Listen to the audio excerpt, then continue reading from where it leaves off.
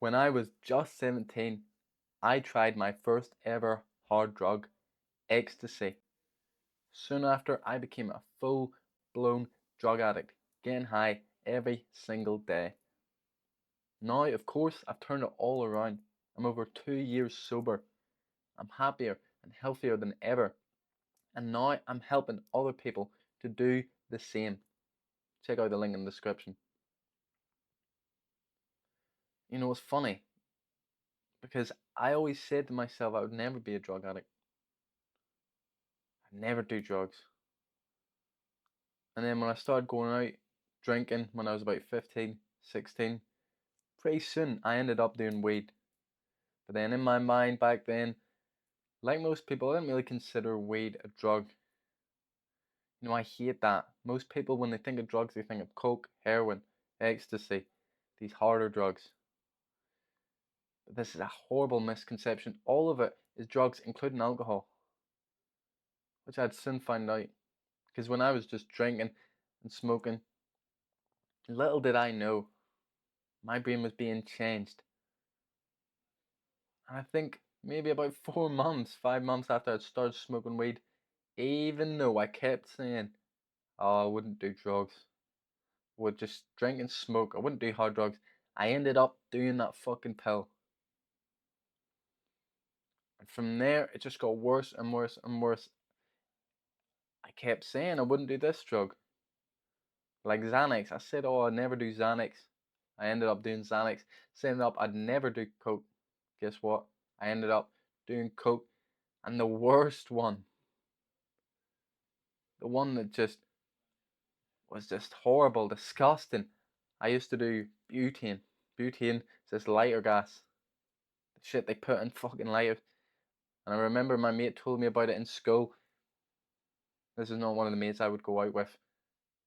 He was telling me people from his town they were doing this butane. I was like, what the fuck is wrong with people? Like I know I do drugs, but that's crazy. I said all that crap and I ended up doing it. It's funny how life works out. So you better watch what you say. Because I also remember I used to wonder, oh why would people be depressed? What the fuck's wrong with them? Why would they self-harm? That's so stupid. And guess what? I ended up experiencing all these things during this period of my fucking life. You know, people always think they're immune, including my old self. They always think it's not me, it's them. You know, it's someone else. I could never be like that. We've got this entitled mentality, thinking I'll never be a drug addict. Do you really think people wake up, people when they're 5, 6, 7, they think, oh, you know what? I want to be a fucking heroin addict. I want to be a drug addict. I want to abuse drugs. Yeah, that sounds about right. No, nobody thinks that. It creeps up on you out of nowhere. Like it did me, like it did my friends, like it did millions and millions of people across the world. And it's still doing it to this day. And that's why it's such a big problem. Because we don't talk about it much. It's this taboo thing seen as only relating to a small percentage of people. And I guess that is true.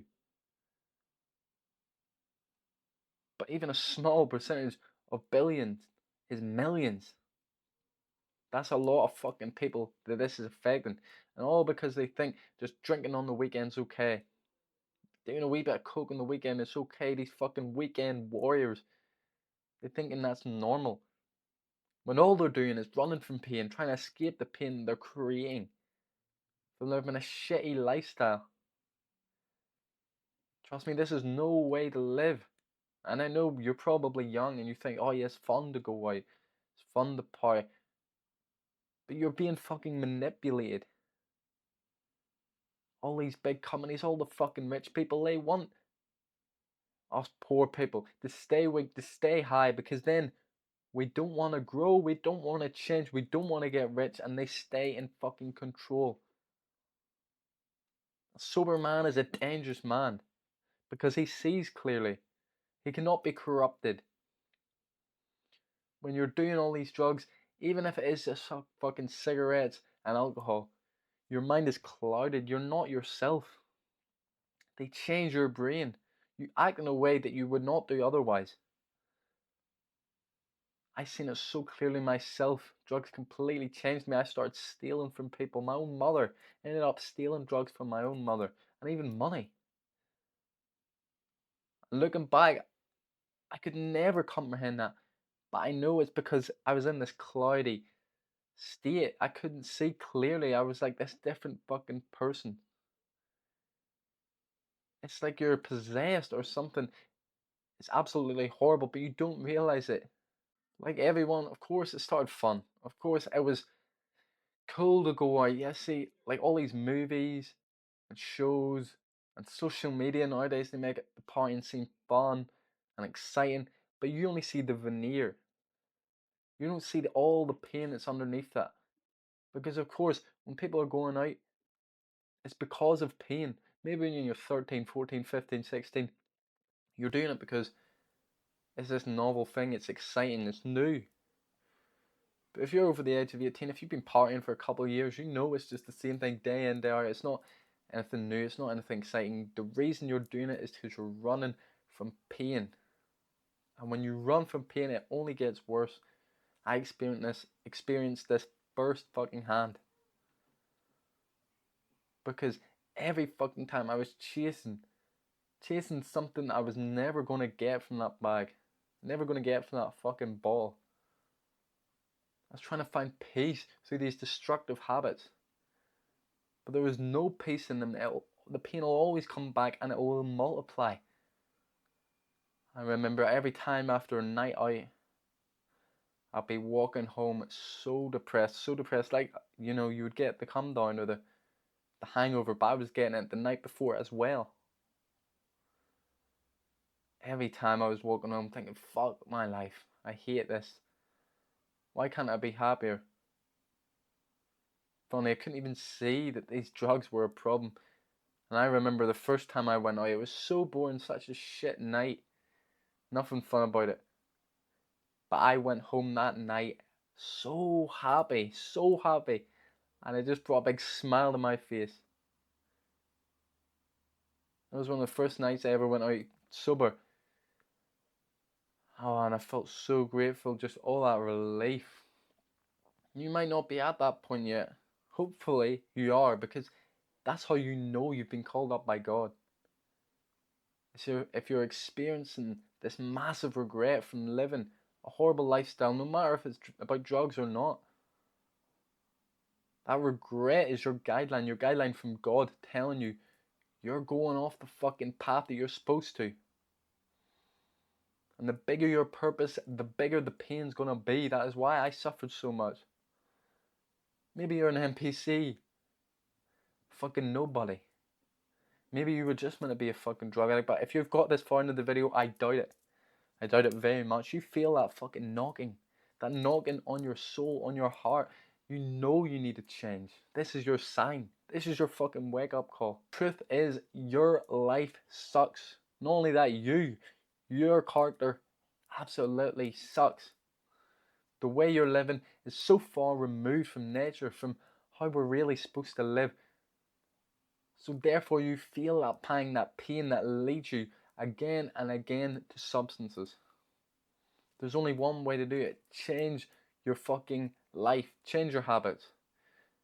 See, the actions we partake in, they change who we are. Now, I don't know if it's the fucking subconscious picking up on this shit and realizing, oh, this is who we are. Or if it's something more mystical, something more spiritual. Like the habits that we take put us onto this separate path. But whatever it is, what you do fucking defines you. Of course, your thinking matters too. As you think, so you shall become. These two worlds, these internal and external worlds, we need to use them to craft the life that we want. You need to start thinking the way that you would want if you were your dream self, you had your dream life. Even if it feels like lying, say to yourself, I love my life. Say to yourself, I'm so fucking strong. Say to yourself these quotes, like, as you think, so you shall become. What a man can conceive and believe, a man can achieve. This is called Auto-suggestion, conscious auto-suggestion. I read about it in a book called Success Through a Positive Mental Attitude by Napoleon Hill. I really recommend it. But basically what you're doing is you're training yourself or your subconscious to be this certain way, and it only takes a matter of time before the external world catches up. But you need to do work. You can't just magically assume that this is all magically going to change you and in your whole life around you you're going to be rich and ripped, successful. No, you have to do the work too. This is where the habits come in. Right now all your habits are probably horrible, shitty, terrible. You sleep in, you overeat, you eat crap anyway when you overeat. You probably play fucking video games, you wank, you go out, you party, you do drugs, you smoke. So no wonder your life fucking sucks. You need to start implementing good habits. Early wake up, going to bed, waking up at the same fucking time. This is why you feel so tired. Your circadian rhythm is fucked. We're supposed to go to bed and wake up about the same time every single day. Go to the gym. If you're not working out, you have something seriously wrong with you. This is the most basic thing a man can do is exercise. And if you're not doing it, you need your fucking head checked. Meditation. Another great thing. One of the best tools to set yourself free of all these illusions that today's society creates. And reading. Reading is the only way to escape without coming down, without having a fucking hangover. You can go to different worlds. You can get new ideas. Doesn't matter if it's fiction, non-fiction, just read what you enjoy. The reason your life sucks is because you've got no joy, because you've got just this mindless consumption of substances, of bullshit content. And of course you need to be socializing. We're social animals at the end of the day. We need to socialize to feel normal. If a man is isolated, he will quickly break down. Look at all the studies when they lock people in a room on their own. Like in prison, in the solitary confinement, it fucks with your head. I mean, you probably know it yourself. You've experienced loneliness. It's horrible. And I know it's hard to make new friends, to meet new people. But it's not fucking impossible.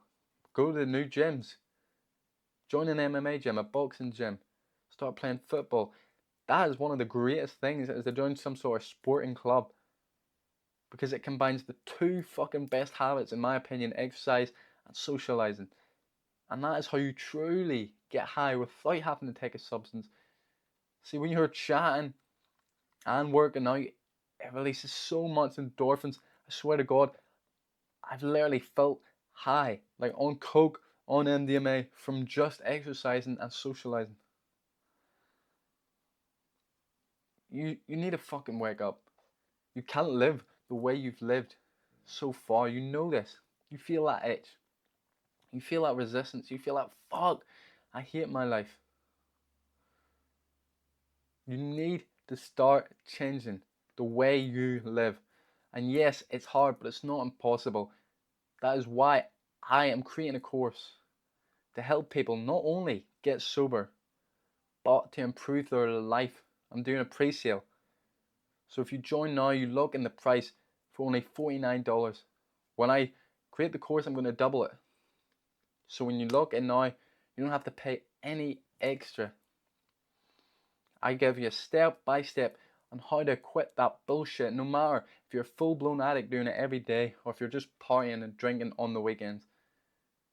It's so fucking simple. I should charge more for it. All my mistakes I made over this 2 to 3 year period for just throwing my life away and putting into this course so I can wake people up. Luckily, I got woken up. I got the messages from God. You probably are too. If you need help converting those messages, understanding those messages, how to use those messages to create the life that you desire, check out that course. It's time to move on from this mediocre lifestyle. Why do you think so many people in their 30s, 40s, 50s, 60s have this shitty, mediocre lifestyle? You don't want that for yourself. You've seen the future. You don't want that. Nobody wants that. Nobody plans on fucking working minimum wage their whole life, but people end up doing it. Why? Because they're too busy partying, escaping, smoking, even just smoking cigarettes, cigars. All these substances, they cloud the mind, and that means like a man is not able to get his purpose, to get his dream, because he's confused, and he doesn't feel that urge, that pain, because the pain is required. The pain is what pushes us towards our goals. So when you're running, when you're escaping, when you're dulling that pain, you don't feel that need to move. You don't feel that need to create. And therefore, you stay a drug addict. You stay a loser your whole fucking life.